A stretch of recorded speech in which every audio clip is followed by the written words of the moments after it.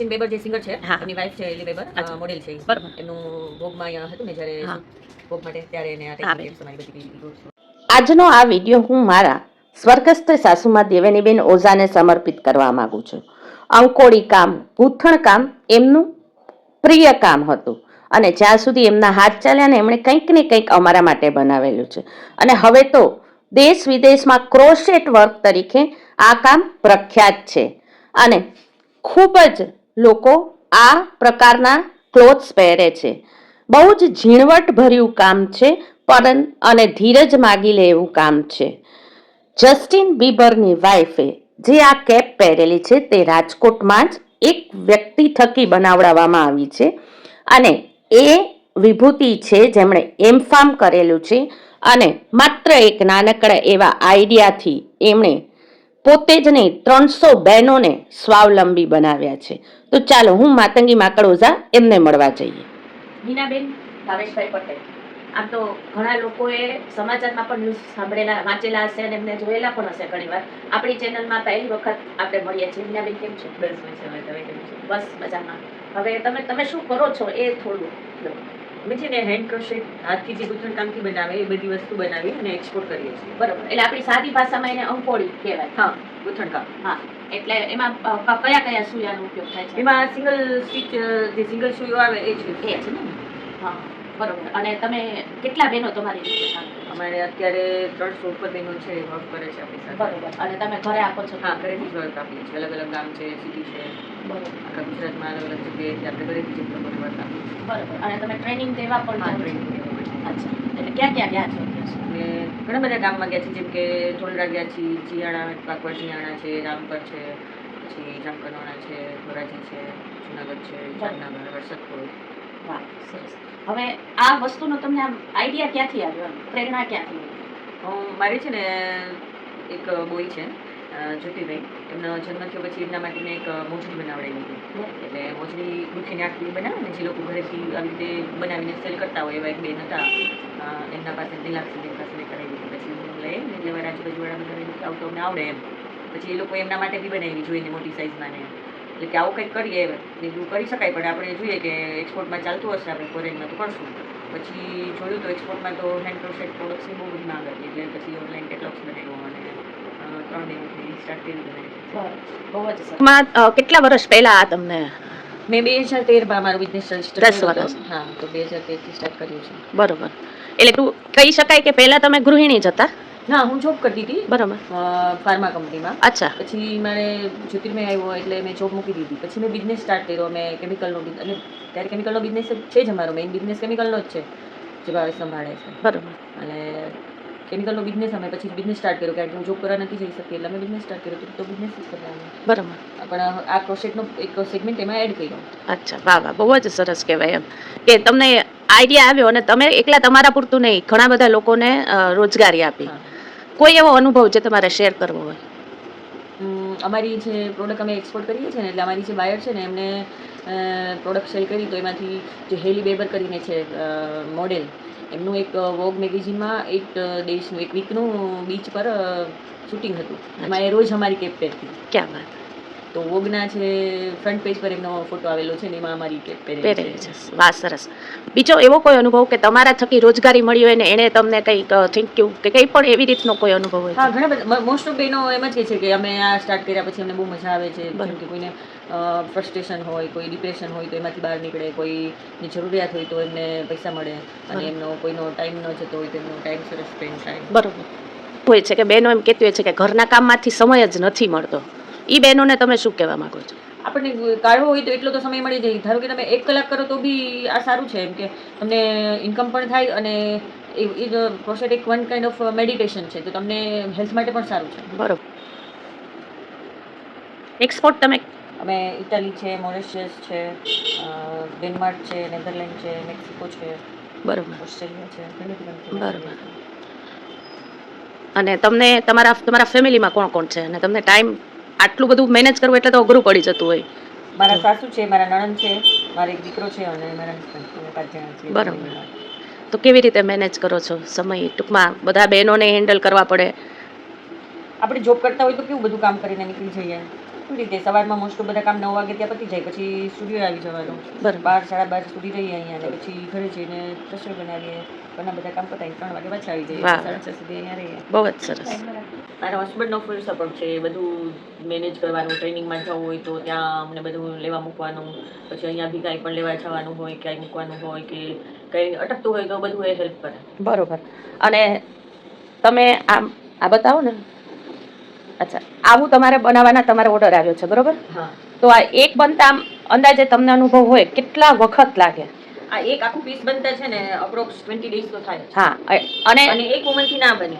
ધારો કે આની અંદર 200 ઉપર સ્ક્વેર છે, તો 20 થી 25 બહેનોને તો આ સ્ક્વેર બનાવવા આપવા પડે. બરોબર. પછી સ્ક્વેર બનીને આવે એટલે અહીંયા સ્ટુડિયોમાં ઇન હાઉસ અમે એનું જોઈનિંગ કરાવી અને ફાઇનલ ફિનિશિંગ કરીએ. બરોબર. અચ્છા, એટલે આપણને એમ થાય કે હેન્ડ વુવન વસ્તુ છે એ કેમ મોંઘી મોંઘી છે. હા, કેમ કે આમાં ટાઈમ બહુ લાગે, હા. અને આર્ટિસ્ટને ટાઈમ બી લાગે, અને પરફેક્ટ ધારો કે બીજું કોઈ તો ઠીક, પણ ગાર્મેન્ટ્સ હોય તો એમાં સાઇઝિંગનું પરફેક્ટ હોય. હવે તમારે સાઇઝ આપેલી હોય અને તમને ફિટ ન થાય તો તમારા માટે અનયુઝ છે, એ કામનું નથી. હા. તો ગાર્મેન્ટ અને એમ બી એક્સપોર્ટમાં જે છે ફોરેનમાં, તો એ લોકોના સાઇઝ સ્પેસિફિકેશન, ડિઝાઇન સ્પેસિફિકેશન બહુ ટાઈટ હોય. બરોબર. એટલે એ પ્રમાણે ન થાય તો બધું રિજેક્ટ થાય. બરોબર. એટલે અહીંયાથી ક્વોલિટી કંટ્રોલ તો બહુ રાખવો પડે, અને એકદમ એટલે જ સ્ટુડિયો ઇન હાઉસ સ્ટુડિયોમાં જ અમે અત્યારે કરાવીએ. અત્યારે અમારે શર્ટનું, મેનના શર્ટ અને શોર્ટ્સનું પ્રોડક્શન ચાલે છે. ઓહો. 2 દિવસ પહેલા જ એક લોટ સપ્લાય થઈ ગયો. અચ્છા. અને અત્યારે છે શર્ટ જે એક પેલા વાત છે? છે એ આમ હોલ અને અચ્છા, વાહ. કેટલા વખતથી તમે રાખીબેન કરો છો?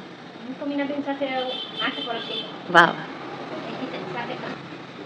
અચ્છા, એટલે શર્ટ ને આપણે ટૂંકમાં કેટલા ઓર્ડર તમે લઈ શકો છો? તમે બધા કામ દો છો? કામ? હા, અમે ગુજરાતની અંદર લગભગ છે ને 20 થી 25 ગામડામાં અમે વર્ક આપીએ છીએ. બરોબર. અને રાજકોટ છે, જામનગર છે, પોરબંદર છે, ભાવનગર છે, મોરબી, એવી રીતે સિટીમાં બી આપીએ છીએ. કચ્છમાં જાય છે મારું. બરોબર.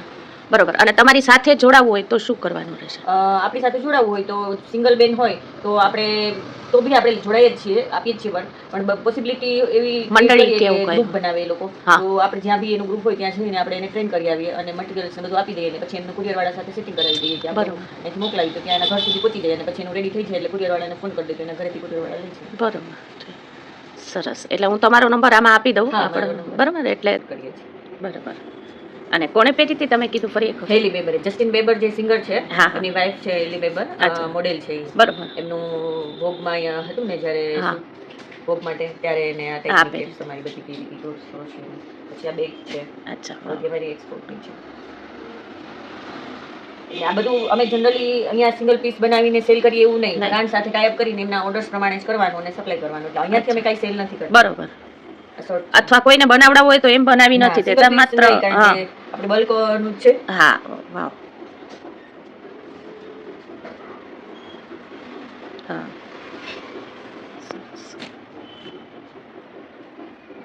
ક્રોપ ટોપ છે. હા.